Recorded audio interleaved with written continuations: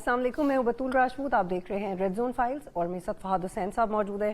فہد، مجھے لگ رہا ہے کہ ایک ان نیچرل ایک سیریز ہے جو ہم نے شروع کر دی ہے، جیسے کل ہم نے ایک پروگرام کیا تھا، آج اس سے ملتا جلتا پروگرام ہم نون لیگ کے بارے میں۔ بچپن میں پتہ نہیں آپ نے عمران سیریز کی کتابیں پڑھی کہ نہیں پڑھی؟ الحمدللہ میں نے نہیں پڑھی، تو وہ بس وہ سیریز ہی ہیں، تو ہماری بھی کہانیاں وہی ہیں جی، یعنی جس طرح ناولوں کی کہانیاں ہوتی ہیں، ہماری سیاست جو ہے اس میں بھی کچھ اسی طرح کا جو ہے وہ اتار چڑھاؤ ہوتا ہے، اسی طرح کا اسکرپٹ ہوتی ہے، پلاٹ ہوتا ہے، ہیرو ہوتا ہے، ویلن ہوتا ہے، اور آج کا ہیرو کل کا ویلن ہوتا ہے اور کل کا ویلن آج کا ہیرو ہوتا ہے۔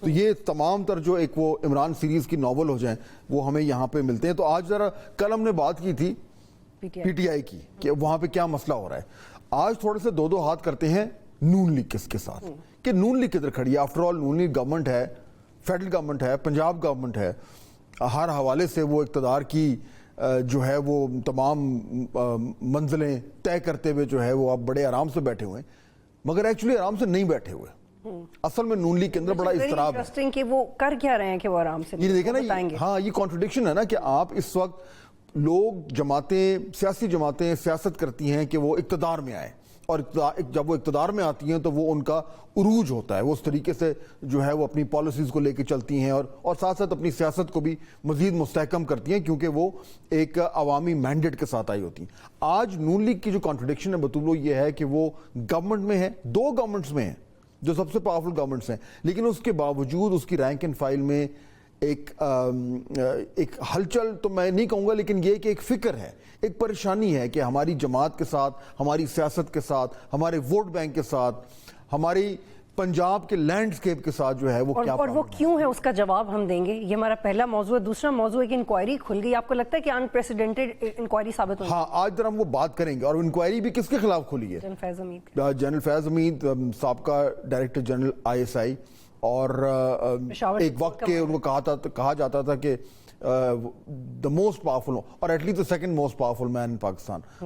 PTI کی گورنمنٹ بنیادی طور پر وہی چلا رہے تھے in many ways جب وہ ISI کے ہیڈ تھے۔ اب ان کے خلاف باقاعدہ ایک انکوائری کھلی ہے، اور صرف انکوائری نہیں کھلی، ایک میجر جنرل کو اس کی انکوائری کے لیے کا ہیڈ بنایا ہے۔ تو اس پہ بھی ذرا بات کریں گے کہ یہ کیوں ہو رہا ہے، اس کا کیا مطلب ہے، اور کیا یہ صرف سمبولک ہے یا واقعی ہم دیکھ رہے ہیں بڑے منطقی انجام بالکل کوئی ریگولر کاروائی تو نہیں ہے؟ اور آخر میں وہ تھوڑا الگ ہے، آپ کے مزاج کے بالکل الگ ہے، ہمارے پروگرام سے بھی الگ ہے، لیکن امپورٹنٹ ہے۔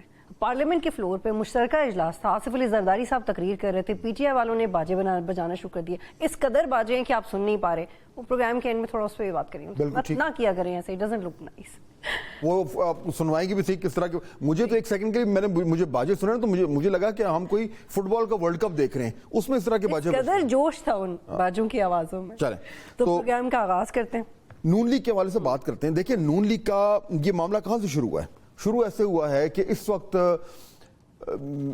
پنجاب اور فیڈرل گورنمنٹ میں نون پرائم منسٹر شہباز شریف اور چیف منسٹر مریم نواز صاحبہ جو ہیں وہ بڑے اپنے زور و شور سے جو ہے وہ اپنی حکمرانی کر رہی ہیں، لیکن بیچ میں جاوید لطیف صاحب جیسے لوگ، رانا ثناء اللہ صاحب جیسے لوگ جو ہیں وہ اب اس طرح کی باتیں کر رہے ہیں جس سے سب سوچنے میں مجبور ہو رہے ہیں کہ یہ کیا ہو رہا ہے، یہ اس وقت اقتدار میں رہتے ہوئے یہ کیا باتیں ہو رہی ہیں۔ اچھا، پھر اس کے بعد عرفان صدیقی صاحب جو کہ نواز شریف صاحب کے بڑے قریبی ساتھی ہیں، انہوں نے بھی ایک دو انٹرویوز میں کہا کہ دیکھیں نواز شریف صاحب تو جو ہے وہ وزیر اعظم بننا ہی چاہتے تھے، اور انہیں پتا تھا کہ نہیں بنیں گے۔ ہاں، اور انہیں پتا تھا کہ نہیں بنیں گے، تو لیکن ساری جو کیمپین تھی وہ نواز شریف کے والے سے تھی۔ اچھا، اب اس وقت سوال، جو بڑا سوال پوچھا جا رہا ہے نون کے حوالے سے کہ نواز شریف صاحب چاہ کیا رہے ہیں، واٹ ڈز ہی وانٹ؟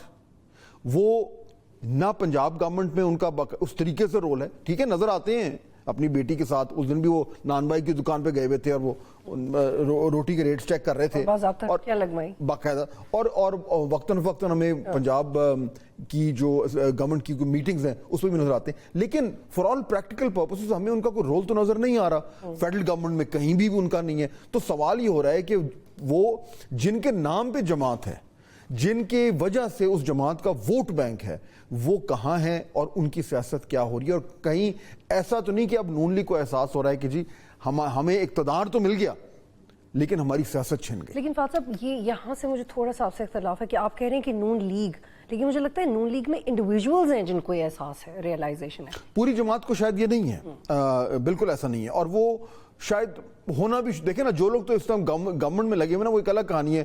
بہت سارے لوگوں کا خیال ہے کہ جی اگر ہم زبردست گورننس کر لیں سینٹر میں بھی اور پنجاب میں بھی، تو شاید ہماری ہمیں جو فروری کے الیکشن میں جو بڑا دھچکا لگا ہے اور ہماری سیاست جو ہے وہ کمزور ہوئی ہے، وہ ایک بار پھر مستحکم ہو جائے. لیکن جو اصل میں جو نون لیگ جہاں پہ اپنے آپ کو سمجھ رہی تھی وہاں پہ آج نہیں ہے، اس کی بنیاد پہ ایک سول سرچنگ بالکل ہو رہی ہے. اور اس کی بنیاد یہ ہے سول سرچنگ کی کہ نون لیگ میں کچھ افراد کو انکلوڈنگ نواز شریف یہ ریئلائز ہو گیا ہے کہ ہمارا مینڈیٹ ٹھیک نہیں ہے.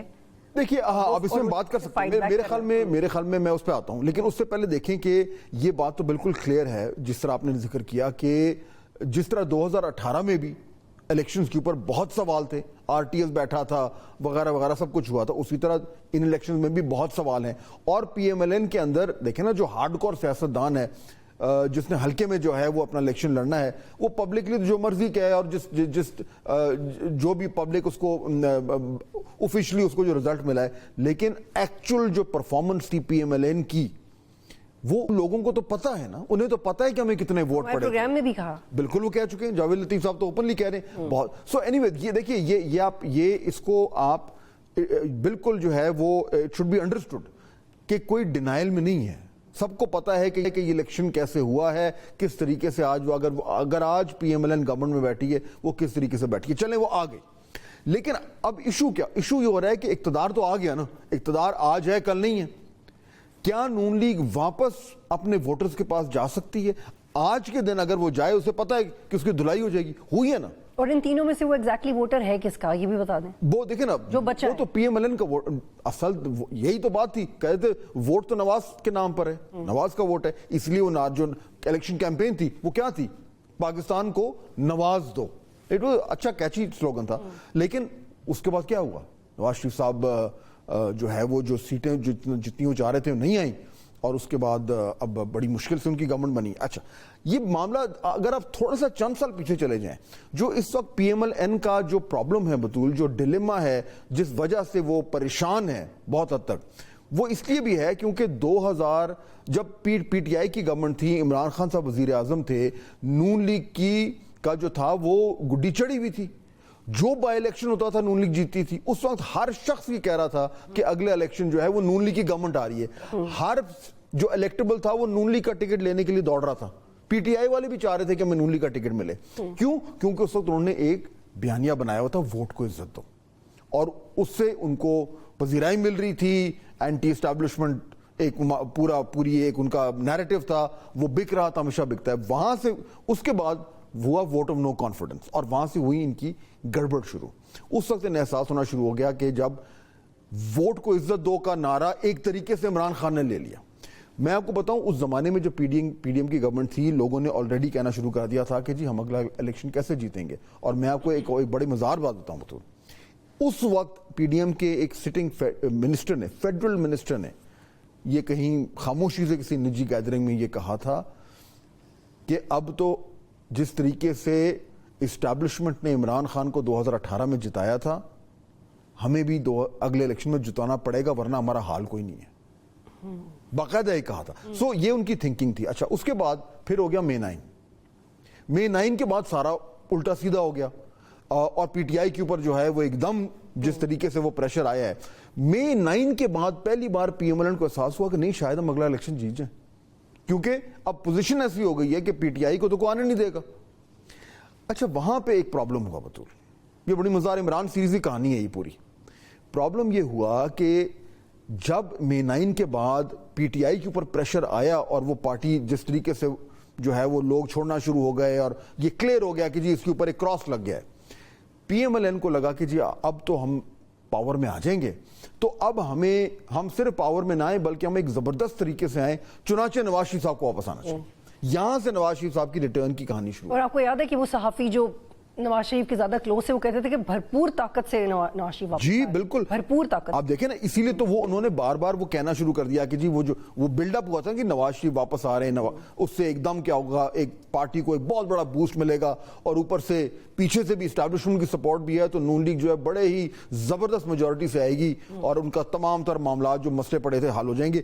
ہوا کچھ اور. دیکھیے یہ جو ایک جو کہا جا رہا ہے کہ نواز شریف صاحب جو ہیں وہ چوتھی بار وزیر اعظم نہیں بننا چاہتے تھے, یہ عرفان صدیقی صاحب نے کہا ہے نا, بلکہ اگر ہے تو ہم ویورز کو اگر ہم ایک بار ان کی یاد دہانی کے لیے سنوا دیں عرفان صدیقی صاحب نے اس حوالے سے کہا کیا تھا, سنوائیے ذرا.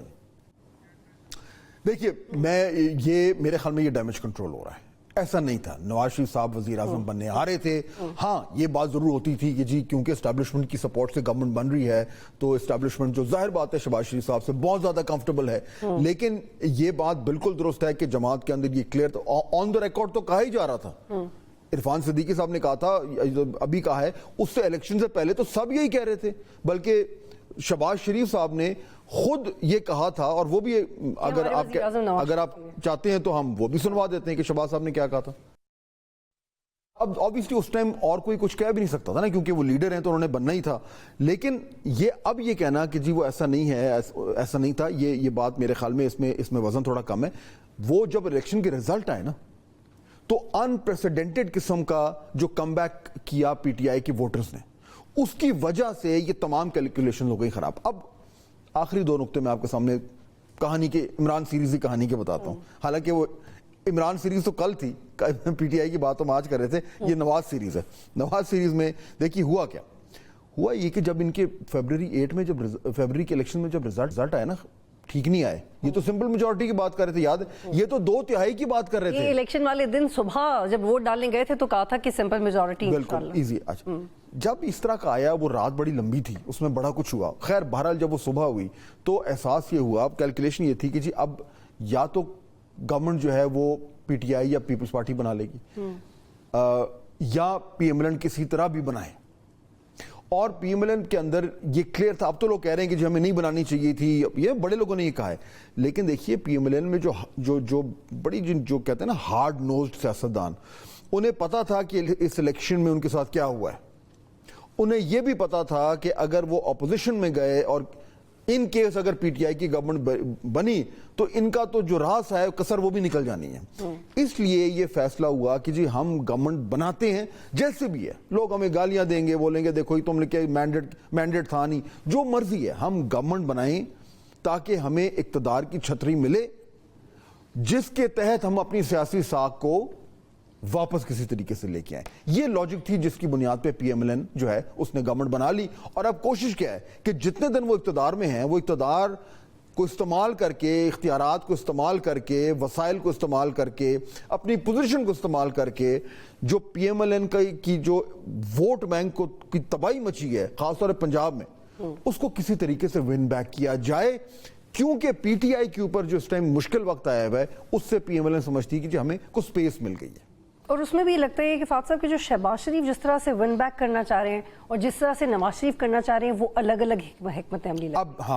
اب دیکھیں نا یہاں ہے, اب یہ تو ہو گیا کہ اچھا جی اب ہم نے اپنی جو دیکھیں نا پنجاب میں تو بہت یہ انپریسیڈنٹ, یہ ریزلٹس جو آئے ہیں یہ ریفلیکٹ نہیں کر رہے کہ پنجاب میں کیا. سب سے بڑا ٹرن آؤٹ پنجاب میں تھا, ٹرن آؤٹ بھی تھا, اور اس کے ساتھ جو ریزلٹس آئے ہیں, اگر آپ ڈسٹرکٹ بائی ڈسٹرکٹ ایکچولی لوگوں سے بات کریں تو پی ایم ایل این کے اوپر اگر لرزہ طاری ہو رہا ہے تو وہ صحیح ہو رہا ہے. وہ کبھی ان کے خواب و خیال میں بھی نہیں تھا کہ پنجاب میں ان کے ساتھ یہ ہوگا. دیکھیں اب سروائیو تو وہ اقتدار کے ذریعے کر گئے, لیکن کل کو اگر الیکشن میں جانا پڑا پھر کیا ہوگا, سوال تو یہ ہے. اب اس لیے جو بات ہو رہی ہے, اب اس ساری رام کہانی کا مقصد یہ تھا بطول کہ اب نواز شریف صاحب کی طرف سے یا ان کے ساتھیوں کی طرف سے یہ آوازیں کیوں آ رہی ہیں کہ جی نیا بیانیہ تو نیا فلانا, کیونکہ انہیں احساس ہو گیا ہے کہ جی اب اقتدار میں رہتے ہوئے تو بیانیہ نہیں بنتا, لیکن اقتدار مجبوری بن گئی ہے.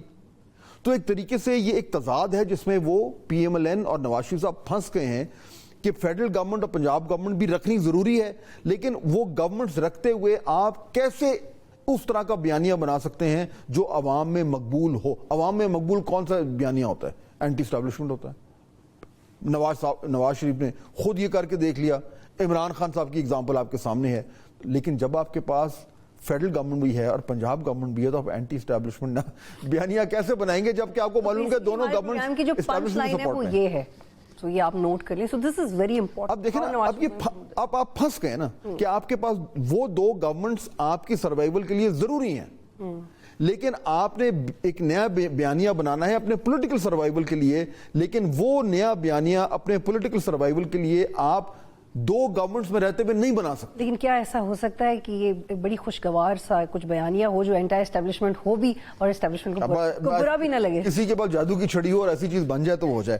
اب یہاں پہ یہ پھنس گئے کہ کیا کریں, اور اسی لیے اب طرح طرح کی باتیں ہو رہی ہیں کہ جی نواز شریف صاحب کو جو ہے وہ جماعت کا صدر بنا دیں, اس کے ذریعے وہ جا کر اور عوام میں جو ہیں وہ اپنی پارٹی کو ری آرگنائز کریں, عوام میں جائیں, کوئی بھی ساکھ کسی طریقے سے واپس لائیں. اب یہ ساری باتیں, یہ جو تمام باتیں ہو رہی ہیں یہ بنیادی طور پر اس بات کی عکاسی کر رہی ہیں جو کہ میں آپ سے کر رہا ہوں کہ اب ایک ڈیلیما آ گیا ہے, ایک تذبذب میں پھنس گئے کہ اب ہم کریں تو کیا. تو اب یہ نون لیگ کا یہ بھی مسئلہ ہے کہ ایک تو کوئی نیریٹو ہونا چاہیے اور نواز شریف بھی کسی طرح دوبارہ مشہور ہو جائے, لیکن وہ صدر بن کے کیسے راضی ہوں گے جتنے وہ, آئی ایم سوری بٹ میرے ذہن میں یہی لفظ آ رہا ہے, جتنے وہ امپیشنٹ ہیں, جتنے وہ پریشان ہیں, اور جتنا وہ صحافیوں سے مل کے کہتے ہیں کہ میں ڈپریس ہو گیا ہوں, تو وہ کیسے اس چیز کو چینج کر سکتے ہیں جو چینج کرنا چاہتے ہیں. دیکھیے صدر بننے سے ہی مسئلہ حل تو نہیں ہوگا نا. صدر ٹھیک ہے, ظاہر بات ہے پارٹی تو نہیں کی ہے, پی ایم ایل این میں این جو ہے وہ نواز شریف صاحب ہیں, تو obvious سی بات ہے کہ جو بھی پارٹی میں ہونا ہے وہ انہی کے ذریعے ہونا ہے. لیکن اب انہوں نے کیا کرنا ہے, دیکھیں نا, یہی وہ مسئلہ ہے یا یہی وہ ایک ڈیلیما ہے جس میں یہ نون لیگ پھنسی ہوئی ہے کہ جی اب ہم اقتدار میں رہ کے تو آپ ہمیشہ اپنا جو سپورٹ بیس ہے وہ آپ کا کم ہی ہوتا ہے نا, وہ جو انگریزی میں اسے کہتے ہیں انکمبنسی فیکٹر, وہ انکمبنسی فیکٹر یہی ہوتا ہے. اب فیڈرل گورنمنٹ میں شہباز شریف صاحب کی گورنمنٹ جو ہم کل بھی پرسوں بھی بات کر رہے تھے, وہ تمام وہ فیصلے کر رہی ہیں جو کہ ایکچولی کسی گورنمنٹ کو کرنے چاہیے, لیکن اس کا یہ مطلب تو نہیں کہ وہ فیصلے کر کے ان کو مقبولیت ملے گی. جو مشکل فیصلوں سے عوام پہ تکلیف آتی ہے, تو وہ پرابلم فیڈرل گورنمنٹ میں رہ کر, ہاں 2-3-4 سال میں اتنی زبردست پرفارمنس ہو, اکنامک گروتھ ہو, انفلیشن مہنگائی کم ہو جائے, لوگوں کو نوکریاں ملنی شروع ہو جائیں, تو بالکل ہو سکتا ہے لوگ کہیں یار بڑی کمال چیز ہے, لیکن وہ ایک تھوڑا لانگ ٹرم کام ہے اور مشکل کام ہے. فوری چیز کیا ہوتی ہے جو عمران خان صاحب نے کی, جاؤ اور اینٹی اسٹیبلشمنٹ بیانیہ پکڑ لو اور نعرے بازی شروع کر دو, آپ کو سپورٹ مل جاتی ہے. نواز شریف صاحب کیسے کریں, نہیں کر سکتے. اسی لیے یہ پرابلم اب یہ صرف نواز شریف صاحب کا ایشو نہیں ہے, ان کا تو خیر ہے ہی ہے, یہ اب پی ایم ایل این کا بھی ایشو ہے کہ وہ گورنمنٹ میں رہ کر پولیٹیکلی اپنے آپ کو ریوائیو کیسے کریں. اور اس کے دو طریقے وہ آ رہے ہیں. ایک آ رہا ہے کہ جی شہباز شریف صاحب فیڈرل گورنمنٹ میں اتنی زبردست پرفارمنس کریں, جو میں بات کر رہا تھا کہ 3-4 سال میں جو ہیں وہ ملک کے حالات تبدیل ہو جائیں اور لوگ کہیں نہیں اگلا الیکشن انہی کو دینا ہے. دوسرا یہ کہ مریم نواز صاحبہ پنجاب میں بحیثیت چیف منسٹر اتنی جو ہے وہ کامیاب قسم کی گورننس کریں کہ لوگ کہیں کیا بات ہے, زبردست ہو گیا, اور اس کے ذریعے پنجاب میں ان کا ووٹ بینک ریوائیو ہو جائے. یہ دو آپشن ان کے سامنے ہیں, وہ شاید کوشش بھی کر رہے ہیں. لیکن ماضی میں اگر آپ دیکھیں پاکستان کی جو سیاسی ٹرینڈ ہے, اس میں پاپولیرٹی تبھی آتی ہے جب آپ باہر جاتے ہیں اور آپ جو ہے وہ اینٹی اسٹیبلشمنٹ. لیکن فاتح صاحب, اگر الیکشن کیمپین کے دوران باہر بیٹھ کے نواز شریف یہ گیس نہیں کر پائے کہ انہیں ووٹر کے ساتھ کنیکٹ کیسے کرنا ہے, تو ابھی الیکشن ہار کے, اپنی سیٹیں ہار کے, ایسے طریقے سے جیت کے جہاں پہ وہ خود آلموسٹ شرمندہ ہیں ان کے کولیگز, اب وہ کیا نیا بیانیہ لے کے آئیں گے؟ دیکھیں پرابلم جو ہے نا وہ ایکچولی صرف بیانیہ کا نہیں ہے. بیانیہ جو ہے وہ ایکچولی آپ کی جو ایک اوور آل سیاست ہے اس کی ترجمانی کرتا ہے. اب اوور آل سیاست کیا ہے, یعنی اگر آپ اس وقت پی ایم ایل این سے پوچھیں کہ آپ کی سیاست کیا ہے, what do you stand for, تو وہ یہ تو ضرور کہہ دیں گے جی اچھی گورننس, پروجیکٹس, روڈز, فلانا, یہ وہ بالکل ہے. لیکن یہ کہانی نہیں بنتی. عمران خان صاحب کے بارے میں آپ جو مرضی کہیں, انہوں نے جو ہے وہ ایک اپنی کہانی بنا لی ہے. وہ یہ نہیں کہتے کہ جی میں نے جو ہے وہ کووڈ میں بڑا زبردست کام کر لیا, میں نے یہ, ان کی ایک کہانی ہے, وہ کہانی بناتے ہیں. اس میں کتنا جھوٹ ہے, کتنا سچ ہے, کتنا غلط ہے, کتنا صحیح ہے, وہ بات کی بات ہے. کتنی ایگزیجریشن ہے, وہ سائفر بنا دیا, بات کا بتنگڑ بنا دیا, کچھ تھا ہی نہیں, کر دیا, کہانی بنا دی. سو وہ بیانیہ بن گیا. اب وہ کیش کرا رہے ہیں. سو اس لیے PMLN کے لیے ایکچوئل پرابلم جو ہو رہا ہے وہ یہ ہو رہا ہے کہ ان کی سیاست جو ہے وہ اب ہے کیا, اور صرف یہ کہنا کہ ہماری سیاست یہ ہے کہ جی ہم ملک میں حالات بہتر کریں گے, that is not good enough, کیونکہ جب وہ ہوں گے نا ہوں گے سو ہوں گے, ابھی تو نہیں ہے. یہاں پہ وہ پرابلم ہے جس کی وجہ سے اب نواز شریف صاحب اور ان کی جو جماعت ہے ان کو یہ پرابلم ہو رہا ہے. اور سب سے بڑا جو پرابلم ہے وہ ہے پنجاب, وہ جو کیونکہ پنجاب کی پارٹی ہے نا, اگر دیکھیں پیپلز پارٹی کے پاس سندھ ہے اس کا خطرہ نہیں ہے کسی چیز کا, جب تک اس کے پاس سندھ ہے وہ ایک پلیئر ہے. عمران خان صاحب کے پاس پہلے KP تھا, اب پنجاب میں ان کی بہت بڑا فٹ پرنٹ ہے. PMLN کا پرابلم یہ ہو رہا ہے کہ یہ اپنے بیس میں یہ سپورٹ لوز کر رہے ہیں. اور ہم اس بات پہ تو اعتراض کرتے ہیں کہ عمران خان کے پاس صرف پاپولیرٹی ہی ہے, لیکن ایٹ لیسٹ ہے, اور اگر اگلا الیکشن وہ نہیں جیتے تو الیکشن تک تو یہی لگ رہا ہے کہ ان کی پاپولیرٹی رہے گی, لیکن نواز شریف کی تو پاپولیرٹی بھی نہیں ہے. لیکن اصل چیز تو ہم دیکھیں نا, کل جو ہمارا آرگیومنٹ تھا PTI کے حوالے سے, وہی آرگیومنٹ تھا کہ جی پاپولیرٹی بڑی امپورٹنٹ ہوتی ہے جب الیکشن آ رہے ہوں. وہ جو چیک کیش کرانے والا کہ وہ پاپولیرٹی کا چیک ہے, وہ الیکشن ہوں گے تو کیش ہوگا. تو اس لیے وہی لاجک اگر میں PMLN پہ ڈالوں بطول, تو PMLN کو شاید تھوڑا سا یہ تو سہارا ہے کہ جی اگر ہماری اس ٹائم مقبولیت نہیں ہے تو اس کا فرق اس لیے نہیں پڑ رہا کیونکہ ہم تو آلریڈی اقتدار میں ہیں. لیکن پاپولیرٹی یا مقبولیت جو ہے اس کے لیے آپ کو کچھ پلان تو بنانا ہے کہ آپ نے واپس کیسے آنا ہے. اور میں آپ کو یہ جو آرگیو کر رہا ہوں یہ ہے کہ جب تک آپ گورنمنٹ میں ہیں, جب تک PMLN گورنمنٹ میں ہے, اس کے لیے نہایت ہی مشکل ہے کہ وہ اس طرح کا بیانیہ بنائے جو کہ ان کا جو سب سے بڑا مخالف ہے اس کے بیانیے کو نفی کرے, اس سے زیادہ طاقتور ہو, اس کے اوپر حاوی ہو جائے. لیکن ایک بڑا ایک انٹرسٹنگ ایک اینگل ہے. اب جو PMLN کے ڈسگرنٹلڈ لوگ ہیں جیسے جاوید لطیف صاحب جو کہ الیکشنز ہارے بھی ہیں, وہ اپنے انٹرویوز میں کہتے پڑتے ہیں کہ بھائی اگر PTI کو فلاں جگہ سے الیکشن لڑوایا تو پیسے دیکھیے اسٹیبلشمنٹ کی مدد سے. تو یہ ایک چھوٹا سا بیانیہ شاید وہ بنانے کی کوشش کرے وہ نون لیگ کا وہ سیکشن جو جیت نہیں سکا. Do you think this is going to work in future? دیکھیں جو لوگ جیت نہیں سکے, مثلا رانا ثناءاللہ ہیں یا جاوید لطیف ہیں, وہ تھوڑا سا زیادہ کھل کے بول رہے ہیں, لیکن بات جو وہ کر رہے ہیں وہ ایکچولی باقی جو لوگ ہیں ان کو بھی معلوم ہے, لیکن وہ اس لیے نہیں وہ بات کر سکتے کیونکہ وہ تو اقتدار میں بیٹھے ہوئے ہیں. یہ جو دونوں صاحب ہیں اوبیسلی ان کی پارٹی میں بڑی حیثیت ہے, یہ کوئی کل کے تو آئے ہوئے ہیں نہیں. ان کا جو یہ ان کا کہنا ہے, جاوید لطیف صاحب تو کا تو وہ ہمیشہ سے وہ نواز شریف صاحب کے بڑے قریب ہیں, اور آپ کو یاد ہوگا کہ کچھ عرصہ پہلے تک شہباز صاحب سے ان کے بالکل یعنی کہ تعلقات ٹھیک نہیں تھے, اور وہ انہوں نے اوپنلی ان کے خلاف بات بھی کی تھی. تو یہ جو نواز کا کیمپ ہے یہ اس کے خاص طور پر اس کے بڑے بڑے ہارڈ کور ممبر ہیں. رانا ثناءاللہ صاحب ظاہر بات ہے وہ بھی پنجاب کے پریزیڈنٹ ہیں PMLN کے, لیکن وہ بھی اس طرح کی باتیں کر رہے ہیں. سو دیکھیں نا, اب ایک اس کا تو آپشن یہ ہے نا, ایک تو ایک گرینڈ بارگین کی بات ہوتی ہے. اب یہ بھی باتیں بائی دا وے شروع ہو رہی ہیں, اور یہ ہر طرح کی باتیں جو تھوڑی تھوڑی ہمیں ہر طرف سے نظر آ رہی نا, آپ نوٹ کیجئے گا اس میں سے بہت کم لوگ جو کہ ایکچولی اس ٹائم اقتدار کو انجوائے کر رہے ہیں وہ یہ باتیں کریں. اچھا, آپ کہہ رہے تھے نا کہ نواز شریف کے پاس کیا آپشنز ہیں, تو رانا ثناءاللہ ایک جگہ پہ ہی کہہ رہے تھے کہ نواز شریف چاہتے ہیں کہ بات چیت ہو, وہ سناتے ہیں. جی سنائیں, اس پہ بات کرتے ہیں. اب یہ جو ہے نا کہ جی میاں نواز شریف ڈائلاگ کے لیے تیار ہوں گے. دیکھیں یہ اب ڈائلاگ کیا ہے, ڈائلاگ جو ایک اس کی دو نقطے ہیں بطول. پہلا تو جو بھی گورنمنٹ میں ہوتا ہے نا وہ کہتے ہیں ہاں جی میرے سے بات کریں, بالکل کریں, بالکل ضرور کریں. جو اپوزیشن میں ہے وہ کہتا ہے کہ نہیں جی پہلے میرے پہ تو مصیبت آئی ہوئی ہے. تو اس لیے اس وقت عمران خان صاحب یا PTI تو اس طریقے سے ڈائلاگ کرنے کے لیے تیار نہیں ہے. لیکن زیادہ امپورٹنٹ یہ ہے کہ جو ہم بات کر رہے ہیں آج کی جو ہماری پروگرام کی تھیم ہے کہ PMLN کو بھی احساس ہو رہا ہے کہ جی اگر ہم نے اس پارٹی نے یہ جس مسئلے میں یہ پھنس گئے ہیں اس سے اگر ہم نے نکلنا ہے تو ہم کیا کریں, ہم کیا آپشن کریں. تو اس میں جو ایک بات ہو رہی ہے وہ یہ کہ اچھا جی اگر ایک اس طرح کا ڈائلاگ ہو جس میں ہم ایسی کو بات کریں جس میں کہ جی پاکستان کو اب اس طرح کی نفرتوں کی ضرورت نہیں ہے, ہمیں بیٹھ کر اپنی بھی غلطیوں کا اعتراف کرنا چاہیے. یہ آپ نوٹ کریں گے کہ رانا ثناءاللہ صاحب اور اس طرح کے دیگر جو سینئر لوگ ہیں وہ کہیں یہ بات کر رہے ہیں کہ ہمیں اب یہ ملک ایسے نہیں چل سکتا, اگر اس سائڈ سے غلطیاں ہوئی ہیں تو ہماری سائڈ سے بھی کوئی پرابلمز ہوئے ہیں, اور ہمیں سب کو مل بیٹھ کرنا کوئی ایک اگریمنٹ کرنا چاہیے. وہ گرینڈ ڈائلاگ کریں, وہ نیشنل ریکنسیلیشن کریں, جو بھی ہے.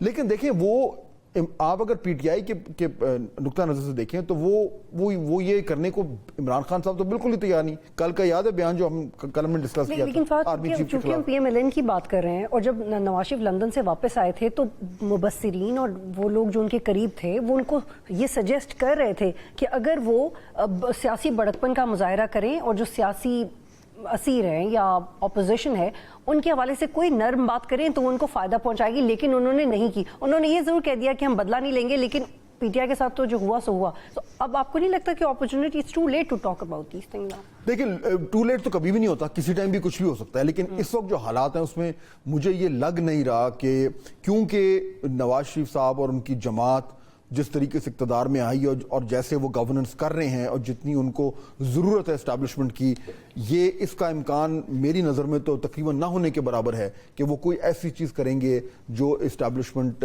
جس سے ان کے اسٹیبلشمنٹ سے ٹکراؤ ہو. وچ مینس کہ اس ٹائم ہم نے دیکھ لیا کہ اس ٹائم اسٹیبلشمنٹ کا اور پی ٹی آئی کا کیا تعلق ہے.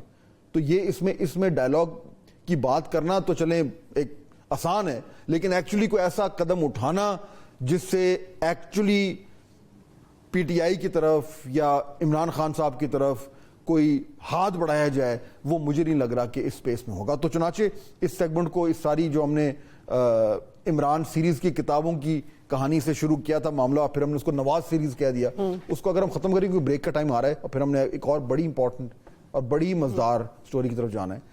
میں اس کو کنکلوڈ ایسے کروں گا بطول کہ اس وقت پی ایم ایل این کو, نون لیگ کو کوئی ایسا راستہ تلاش کرنا ہے جس سے ان کی اقتدار بھی بچ جائے اور سیاست بھی بچ جائے, اور وہ راستہ اس وقت نون لیگ کو مل نہیں رہا. لیکن یہ تو پاکستان کی تاریخ میں کبھی ہوا نہیں ہے کہ آپ انٹائر اسٹیبلشمنٹ بیانیہ بنائیں اور جیتے نہیں, یہ ان کے پاس آپشن نہیں ہے, اور پرفارمنس پہ آپ کہتے رہیں کہ جیتتے نہیں ہیں, تو بیچارے کریں گے, ان کے پاس دونوں آپشن ہیں. یہی تو ایشو ہے. تو اس لیے اب دیکھتے ہیں کہ اس میں سے الٹیمیٹلی اس مسئلے کا حل وہ پارٹی تلاش کر پاتی ہے یا اس کو مزید مسائل کا سامنا کرنا پڑتا ہے. بالکل, ایک یہاں پہ بریک لیتے ہیں, پھر اپنے دوسرے موضوع پر بڑھیں گے.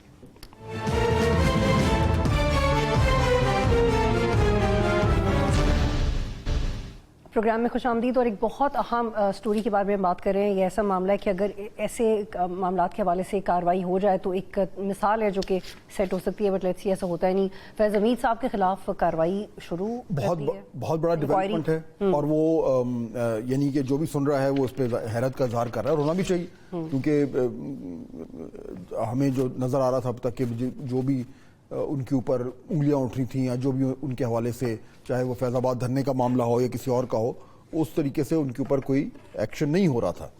اچھا اب ہوا اس میں دیکھیں نا, بیسکلی تو ہوا کیا اس ٹائم جو انکوائری اپنے ویوز کے لیے ہم بتا دیں کہ ایک جب یہ آئی ایس آئی میں تھے تو اس وقت یہ ایک ایشو کھڑا ہوا تھا کہ ہاؤسنگ سوسائٹی تھی, اس پہ جو ہے وہ ایک چھاپا مارا گیا, اس کا جو اونر تھا اس کو گرفتار کیا گیا, اور وہ کہا یہ گیا کہ بھئی وہ یہ انہی کے اس ادارے کے لوگ تھے. اور اس کے بعد پھر وہ جو کمپلینٹ ہوئی, جو بندہ جس کو اٹھایا گیا تھا, جو اونر تھا, اس نے قانونی جو بھی اپنا راستہ ہے اس کو اختیار کیا, سپریم کورٹ تک بات گئی, اور اس کے بعد انہوں نے ڈیفنس منسٹری بھی اس نے کمپلینٹ کی کہ میرے ساتھ یہ زیادتی ہوئی ہے. وہ معاملہ بڑے عرصے سے چل رہا تھا. اب کیا ہوا جو تازہ ترین ہے کہ اس میں باقاعدہ ایک انکوائری بٹھا دی گئی, جو منسٹری آف ڈیفنس کو لکھا گیا تھا, جو پٹیشن تھا جس کے ساتھ یہ ہوا تھا واقعہ, اس کے نتیجے میں جو ہے وہ اب باقاعدہ طور پر ایک انکوائری بٹھا دی گئی ہے جس میں وہ تمام لوگ جو ملوث تھے ان کے خلاف, اور اس میں ظاہر بات ہے سر فہرست جو ہے وہ جنرل فیض حمید ہیں جو اس وقت اس ادارے میں کے انچارج تھے, اور اس کے علاوہ اور بھی کچھ افسران ہیں. اب اور جو زیادہ امپورٹنٹ بات اور رینجز بھی اور زیادہ امپورٹنٹ بات یہ ہے کہ اس میں جو انکوائری کا ہیڈ ہے ایک میجر جنرل کو لگایا گیا ہے.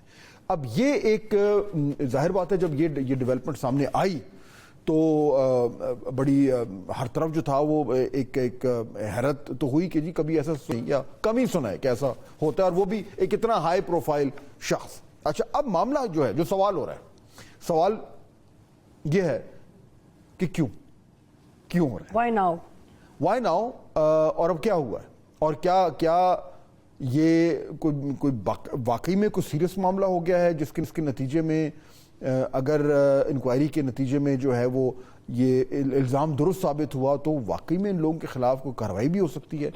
اتنا سینئر آدمی اور وہ بھی اتنا ہائی پروفائل آدمی. اب یہ ہے وہ مسئلہ جو کھڑا ہو گیا. ظاہر بات ہے اس میں جب یہ انکوائری ہوگی اور نتیجہ آئے گا تو اصل تو ہمیں بات تب ہی پتہ چلے گی.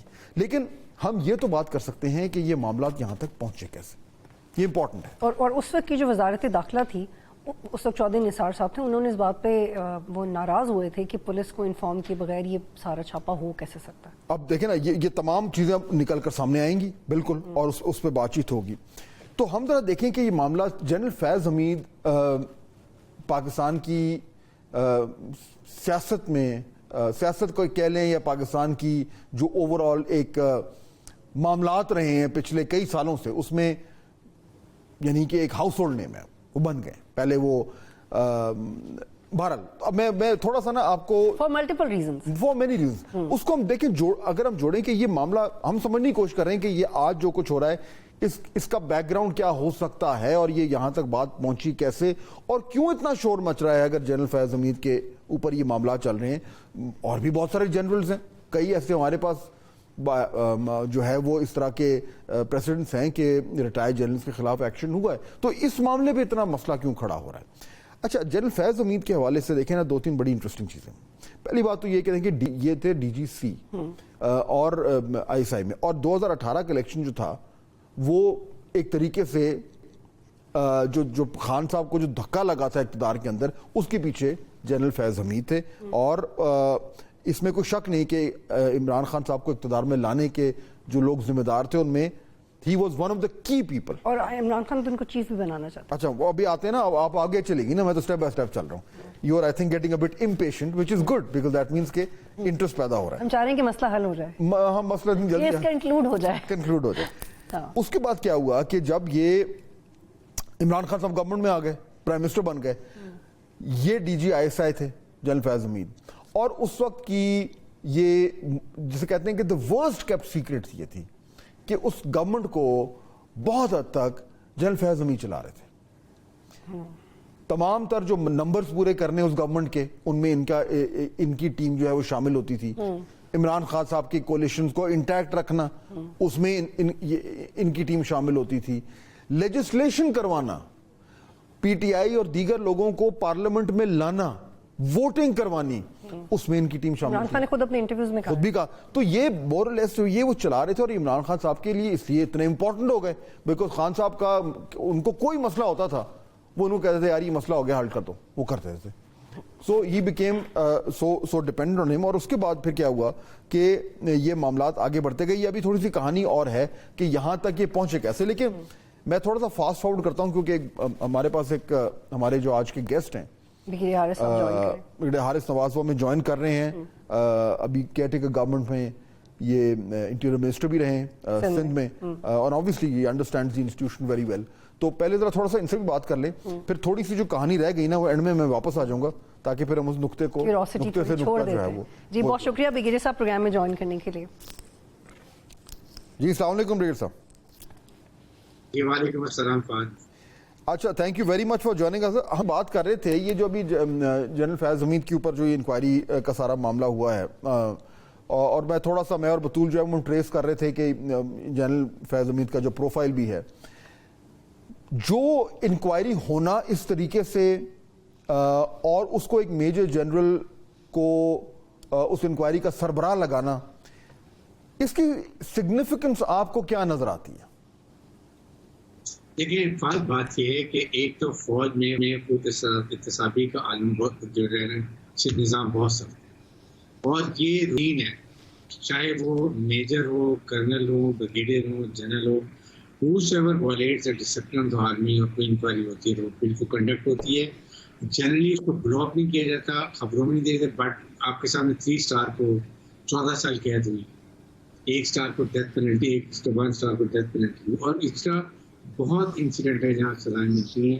اور بٹ بہت ہی احتیاط سے وہ پراپر پروسیکیوشن ڈیفینس کو دیکھتے ہوئے انکوائری ہوتی ہے. پہلے انکوائری ہونے کے بعد فائنڈنگ ہوتی ہیں کہ what all you could find out of this evidence, پھر اس کے بعد ریکمنڈیشن ہوتی ہے, ریکمنڈیشن کے اوپر پھر نیکسٹ اسٹیپ کیا جاتا ہے. لائک وائز ان فیض حمید کیونکہ یہ ٹاپ سٹی کا بہت زیادہ انسیڈنٹ چل رہا تھا, ذکر ہو رہا تھا, بار بار ہو رہا تھا, سو فوج نے ڈیسائیڈ کیا جو ان کا ایک طریقہ کاروائی ہے کہ وہ آپ انکوائری کریں.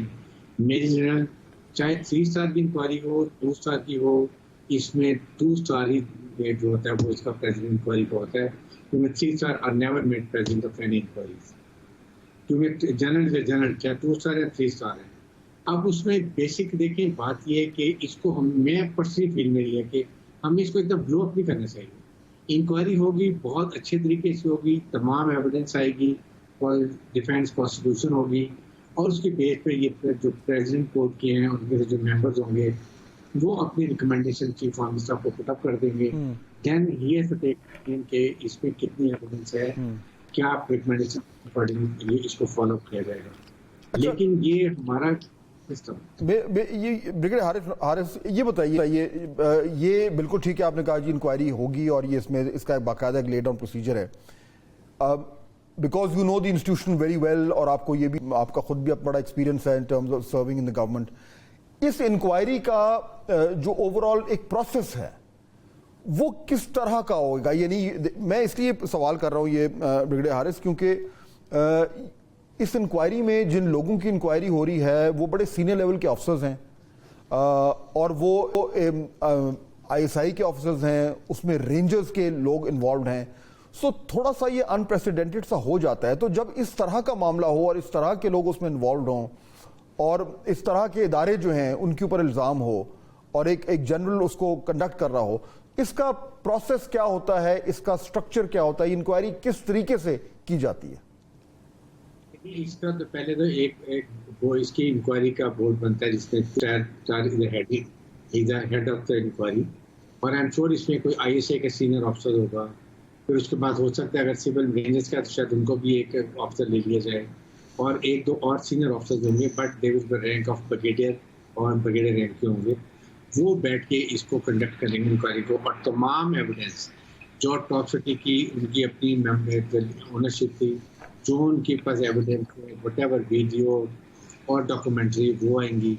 اس کے بعد ان کے اپنا نقطہ نظر ہوگا، ان کے اپنے ڈیفینس کی ٹیم ہوگی، اس کے بعد ان کی خود اپنی اسٹیٹمنٹس ہوں گی، they will justify with all relevant document. اور اس کو بعد دیکھتے ہوئے تمام ایویڈنس پروسیکیوشن ڈیفینس کو دیکھتے ہوئے they will carry the findings of the court, ہم اس کو کہتے ہیں کہ کورٹ نے انکوائری کے بعد کیا فائنڈ کیا. 1 2 3 4 ایسے they can 15 20 25 50 this is has happened, یہ اس کے لیے یہ ہوا، ایسے ہوا، ایسے ہوا. اینڈ دین دے ول سے دے ول پٹ اپ دیئر ریکمنڈیشنز کہ جی ہم after we've gone through all the evidence and findings of the court finds and recommends the following A, B, C, D, and that will put up to the AG branch at General Court, اور ان کے through یہ چلی جائے گی chief minister. تو اس میں اچھا اس میں جنرل فیض حمید کو اور جو دیگر افسرز ہیں ان کو خود بذات خود پیش ہونا ہوگا اس انکوائری کہ بورڈ کے سامنے، اور فیس ٹو فیس بیٹھ کر اپنی صفائی پیش کرنی پڑے گی؟ Definitely he will be called with all his available evidence کے پاس ہے، because he must clarify his point of view. He might be having justified کہ ان کا غلط نام لیا جا رہا ہے یا ان کو کس طریقے سے بدنام کیا جا رہا ہے. Every thing and part of it. اور اس کے بعد تم نے دیکھی فوج کے اوپر جب ایک فوجی اور سینئر آفیسر کی بات آتی ہے تو that reflects performance of military. اس لیے انہوں نے یہ انکوائری کی ہے کہ یہ بالکل کلیئر کر دیا جائے اور سب ابہام ختم ہو جائے اور اس کے بعد اس کو کلوز کیا جائے. تو آئی تھنک اس کے بعد ہم نے یہ جس جگہ اخباروں میں آ رہا ہے جی یہ کر دیا وہ، I think that should not be done. ٹھیک ہے بریگیڈیئر صاحب کائنڈلی یہ بھی کلیئر کیجیے گا، کیونکہ پرسیپشن جب بھی کوئی خبر بنتی ہے وہ اس کی پرسیپشن بھی بنتی ہے. تو یہ جو معاملہ ہے یہ اس کی جو ٹائمنگ ہے، اور کیونکہ بہت واضح تھا کہ جنرل فیض کی انکلینیشن پی ٹی آئی کی طرف تھی اور اس وقت پی ٹی آئی کے اسٹیبلشمنٹ کے ساتھ کیا تعلقات ہیں، تو اس معاملے کی جو ٹائمنگ ہے اس کی پرسیپشن کے بارے میں آپ سے پوچھنا چاہ رہی ہوں کہ یہ یہی رہے گی؟ آپ کو لگتا ہے کہ خود احتسابی ہو رہی ہے یا یہ کویسچنیبل ہو جائے گی اس کی ٹرانسپیرنسی، اور انسٹیٹیوشن کے لیے یہ کتنا چیلنجنگ ہے؟ نہیں، خود احتسابی بھی ہے اور انسٹیٹیوشن کے بھی بہت امپورٹنٹ ہے، and it will done very fair and fair. Let me tell you کوئی اس میں حشف نہیں ہوگا. Everything very crystal clear, کیونکہ یہ انکوائری جب ہوتی ہے اور یہ بہت ہی ہمارا ڈیلیبریٹ سسٹم ہے، اور یہ نہیں کہ 6 سال لگ جاتے ہیں، یہ بھی نہیں ہوتا. آپ کے سامنے جب یہ ملٹری کورٹس بنتے ہیں تو وہاں اس لیے لوگوں میں اپریہنشن ہوتی ہے کہ پتہ نہیں کیا ہوگا. حالانکہ اس میں بھی دیکھیں تو ڈیفینس لائر بھی ہوتا ہے، ساری ایویڈنس بھی ہوتی ہے، انصاف کے سارے تقاضے پورے ہوتے ہیں. دا اونلی تھنگ اس کو ایکسپیڈائٹ کیا جاتا ہے کہ اینٹی ٹیررسٹ کورٹ میں 8 سال لگ جائیں گے, یہاں پر 6 مہینے میں انکوائری کورس ختم ہوگا, اور اگر کلیئر ہے تو بری ہو جائیں گے, ورنہ سزا ملے گی. تو یہاں پر ریکمنڈیشن بھی ہوں گی, لیکن ٹائم فریم کے اندر لمیٹڈ جو بھی ٹائم دیا جاتا ہے کہ اتنے عرصے میں پروسیڈنگ کمپلیٹ ہوں گی اس پہ. لیکن اس کو طریقے سے ہمارا اس وقت جو اینمی کا نیریٹو ہے, ہماری کچھ آئی وڈ سے نہ سمجھ پولیٹیکل پارٹی جو نہیں سمجھتے ہیں کہ اس کو کتنا سخت یہ نقصان ڈیٹریمنٹل جو ہے ہماری سیکورٹی کے لیے, عام فورسز ان کو مورل کے لیے, ان کی فیملیز کے لیے, کہ وہاں پر ایک پہاڑوں میں بیٹھا ہوا ہے جوان, ایک برف پوش پہاڑیوں میں بیٹھا ہوا ہے, شہید ہو رہے ہیں, اور پھر قسم کی اور بگیری صاحب اس میں تھوڑا ٹیکنیکل ہے, اس کو تھوڑا ایڈریس کیجیے گا, کیونکہ اس وقت کی انٹیریئر منسٹری نے یہ اعتراض کیا تھا کہ پولیس کو شامل نہیں کیا یا آگاہ نہیں کیا.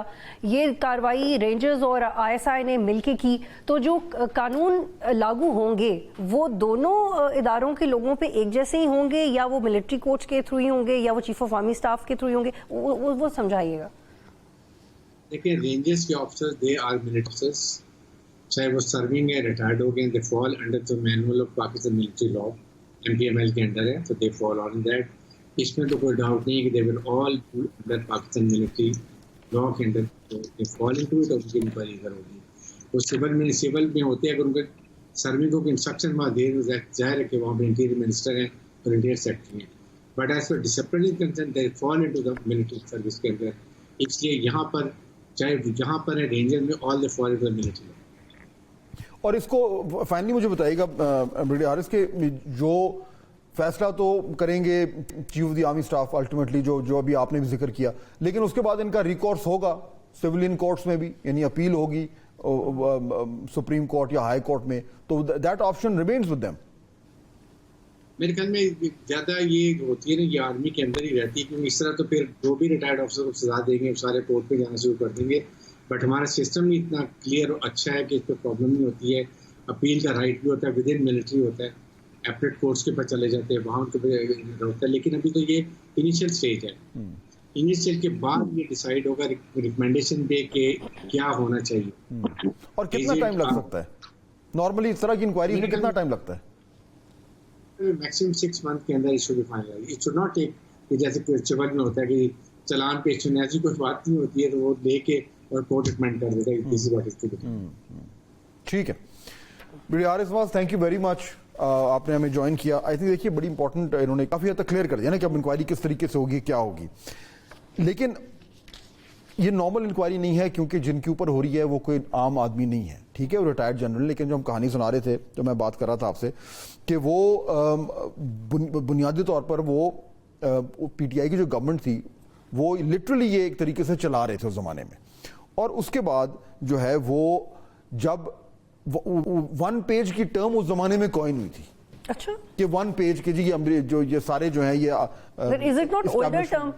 نہیں, مطلب اس پاکستان کے کانٹیکسٹ میں, پولیٹیکل کانٹیکسٹ میں, کہ جی 1 پیج پر ہیں وہ عمران خان صاحب اور اسٹیبلشمنٹ اور اس ٹائپ کے آرمی چیف اور جنرل فیض حمید, یہ ایک طرح کا 3 لوگوں کا ٹرائکا تھا کہ جی وہ یہ سارے 1 پیج پر ہیں. لیکن امپورٹنٹ بات یہ کہ وہ 1 پیج اس ساری چیز میں جو پوری جو میں کہانی آپ کو سنا رہا ہوں, اس میں کامن جو شخص ہے نا وہ جنرل فیض حمید ہے. یعنی الیکشن جتوانے میں ان کا ہاتھ, اقتدار میں عمران خان کو لانے میں ان کا پرائمری مرکزی کردار, اس گورنمنٹ کو چلانے میں ان کا مرکزی کردار. اور اس کے بعد جب وہ 1 پیج پھٹا, آپ کو یاد ہوگا جب ڈفرنسز ایمرج کیے اس وقت کے وزیر اعظم عمران خان میں اور chief of the army staff جو کہ قمر جاوید باجوہ تھے, وہ کس بنیاد پہ ہوا؟ فیض حمید صاحب کی ٹرانسفر پہ. یعنی اس ایشو کے بھی جو مرکزی کردار تھے وہ جنرل فیض حمید تھے, کہ انہوں نے عمران خان نے کہا ان کو ISI کے DG سے آپ نے نہیں ہٹانا. اس کے بعد وہ ہو گیا, ساری کہانی ہو گئی. اس کے بعد جب ووٹ آف نو کانفیڈنس جب آیا تو اس میں ایک ایشو یہ تھا کہ کہیں ایسا نہ ہو کہ عمران خان صاحب جنرل فیض حمید کو آرمی چیف بنا دیں. سو ہر ایپیسوڈ میں آپ دیکھیں کہ آپ کو ایک ہی شخص جو ہے وہ, I'm just trying to explain to you کہ ان کا کتنا کی کروشل رول تھا, اور دونوں کا ایک دوسرے سے انٹرسٹ بھی تھا. اور بالکل وہ جو دیکھیں نا آپ کس طرح الائنمنٹ کیسے ہے. اس کے بعد ظاہر بات ہے ووٹ آف نو کانفیڈنس ہو گیا, پھر ان کو جنرل فیض حمید کو پشاور میں ڈال دیا گیا کور کمانڈر پشاور. وہاں پہ جو آپ کو یاد ہے جو طالبان کے ساتھ جو مذاکرات تھے اور پیس کی جو بات ہو رہی تھی, عمران خان صاحب نے کہا تھا جب ہم ان سے پیس کریں گے ان کو واپس لائیں گے, وہ کس نے کیا؟ جنرل فیض حمید نے. اس کے بعد خیر بہرحال پھر ان کی جو ہے وہ ریٹائرمنٹ ہو گئی, وہ چیف نہیں بنے. جنرل جو بہت سارے جنرلز تھے ان میں 4 جنرلز تھے, ان میں فیض حمید صاحب could make it. General Asif Munir جو ہیں وہ آرمی چیف بن گئے, وہ ریٹائر ہو گئے. لیکن اس کے بعد جو ہے وہ بہت ساری, اب میں تھوڑا سا ایک 2-4 نازک سی باتیں کرنا چاہتا ہوں. all is not well for نہیں دیکھیں اس کے بعد ہوا کیا, جو انہوں نے افغانستان میں کھڑے ہوئے ریٹائرمنٹ کے بعد تو پھر پیپل فیڈ ہوئے نا. لیکن did he actually, because he did not. یہ میرا نقطہ ہے, he didn't fade away. Public کی نظروں سے غائب ہو گئے. لیکن بہت ساری اس طرح کی رپورٹس آ رہی ہیں کہ وہ ابھی بھی ایکٹیو ہیں, وہ کے پی کی گورنمنٹ کو ایڈوائز بھی کرتے ہیں انوفیشلی. بہت سارے مسائل میں وہ جو عمران خان صاحب ہیں ان کو بھی ایڈوائز کرتے ہیں. تو خبریں یہ ہیں کہ وہ بہت حد تک ایکٹیو ہیں, اور ان کی جو الائنمنٹ تھی عمران خان صاحب کے ساتھ جب وہ وردی میں تھے, وہ الائنمنٹ ان کی اب موجود ہے. سو آبویسلی یہ کوئی ایک یعنی کہ ایک لو پروفائل کے کوئی صاحب جنرل نہیں ہے جن کے خلاف کی انکوائری کھلی ہے, اور میرے خیال میں یہ ایک بہت بڑا سٹیپ ہے. اور اگر اس معاملے پہ واقعی میں جس طرح بریگیڈیئر حارث نواز یہ بات کر رہے تھے کہ 6 مہینے میں یہ انکوائری ہوتی ہے, اس میں تمام تر شواہد سامنے رکھے جاتے ہیں, اور اس کی روشنی میں واقعی میں اگر کچھ ایکشن ہوتا ہے تو یہ ایک بہت بڑا ایونٹ. لیکن مجھے اس کی پاسبلٹی پہ اس لیے ڈاؤٹ ہے کیونکہ جو فیض آباد دھرنا کمیشن رپورٹ ہے وہ بڑی کوسچنیبل ہے, اس میں ان کو کلین چٹ دے دی ہے. تو یہ how do you see this side by side? کیونکہ وہ بالکل الگ کمیشن تھا, وہ سپریم کورٹ نے بنایا تھا.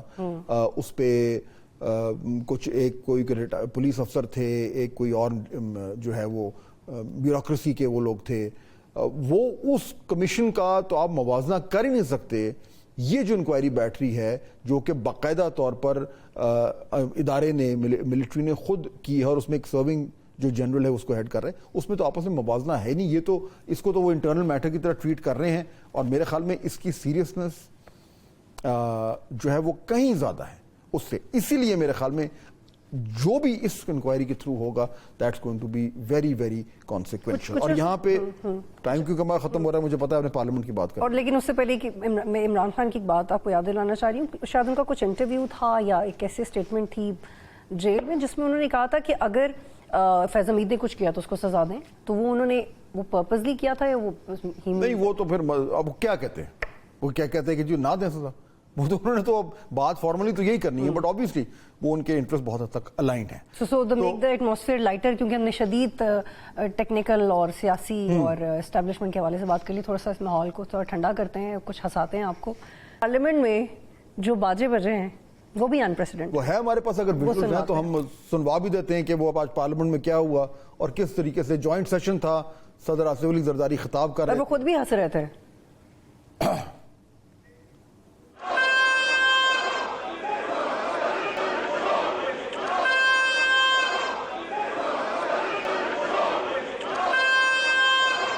یہ تو لگ رہا ہے جیسے, اور ایک اور بھی ویژول تھا جس میں ہنس رہے ہیں آصف علی زرداری صاحب. ٹریفک جام ہے اور کوئی گاڑیاں ہارن مار رہی ہیں, تو یہ اس کی بالکل ہی بڑی انفارچونیٹ سی بات ہے. لیکن اس سے بھی زیادہ انفارچونیٹ بات یہ ہے کہ جو صدر کا خطاب اب ایک یہ روایت بن گئی ہے کسی طریقے سے ہونا. یہ it goes back to the time of general Pervez Musharraf. اس وقت سے یہ ایک روایت بن گئی ہے کہ جب بھی اس وقت کا صدر جو ہے وہ جوائنٹ سیشن سے خطاب کرنے آئیں گے تو جو بھی اس وقت اپوزیشن ہے انہوں نے یہ کرا. لیکن یہ کیا طریقہ ہے؟ آپ پارلیمنٹ کا فلور استعمال کر رہے ہیں, بات چیت کر رہے ہیں, سیاست کر رہے ہیں, صدر ہے بھائی وہ ملک کا, آپ باجے لے کے پہنچ گئے. مطلب از دس اے وے ٹو کمیونیکیٹ؟ یہ پریشان ہو جاتی ہوں میں. دیکھیے وہ آپ کہتے ہیں کہ یہ ایسا ہی ہے, but it literally worries me.